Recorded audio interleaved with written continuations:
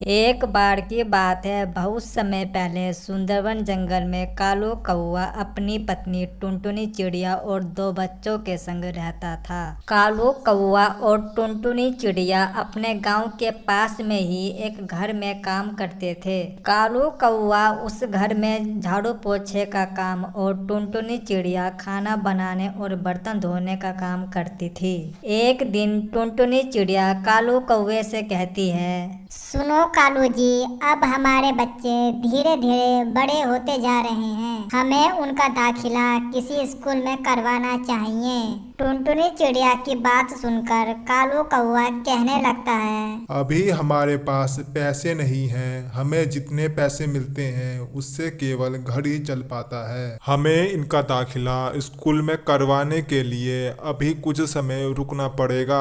फिर कालू कौवा अपने बच्चों का दाखिला स्कूल में करवाने के लिए कई घरों में झाड़ू पोछे का काम करता है और उसे जो पैसे मिलते हैं उससे वह अपने बच्चों का दाखिला अच्छे स्कूल में करा देता और फिर कहने लगता है, देखो टुनटुनी चिड़िया, हमने अपने बच्चों का दाखिला अच्छे स्कूल में करा दिया। अगर मैंने कई घरों में झाड़ू पोछे का काम नहीं करा होता तो हमारे बच्चे कई साल घर पर ही रहते और लोगों के ताने सुनते। अब कालू कौवा और टुनटुनी चिड़िया के ऊपर से बहुत बड़ा बोझ उतर चुका था। एक दिन टुनटुनी चिड़िया की मौसी का फोन आया और वो कहने लगी, क्या टुनटुनी, तुम्हारे बच्चे इतने बड़े हो गए, तुम उन्हें स्कूल क्यों नहीं भेजती? अगर पैसों की जरूरत हो तो मुझसे ले लो, पर अपने बच्चों की जिंदगी के साथ मत खेलो। अपनी मौसी की बात सुनकर टुनटुनी चिड़िया कहने लगती है, नहीं मौसी, मुझे पैसों की कोई जरूरत नहीं है। मैंने आपकी कृपा से अपने बच्चों का दाखिला शहर के बड़े स्कूल में करवाया है।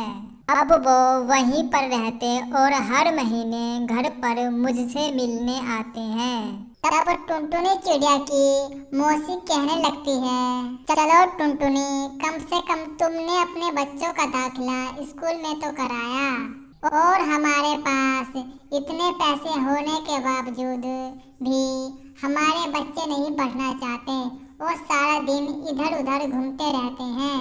चलो अब तुम्हारे बच्चे तो पढ़ लिख कर तुम्हारा नाम रोशन करेंगे। यह कहकर टुनटुनी चिड़िया की मौसी फोन रख देती है। फिर अगले दिन कालू कौवा और टुनटुनी चिड़िया काम पर चले जाते हैं और घर का मालिक कालू कौवा से कहता है, देखो कालू, मैं एक सप्ताह के लिए गांव से बाहर जा रहा हूँ। यहाँ केवल मेरी पत्नी है। तुम सभी के घरों में काम कर कर रात को मेरे घर में सो जाना।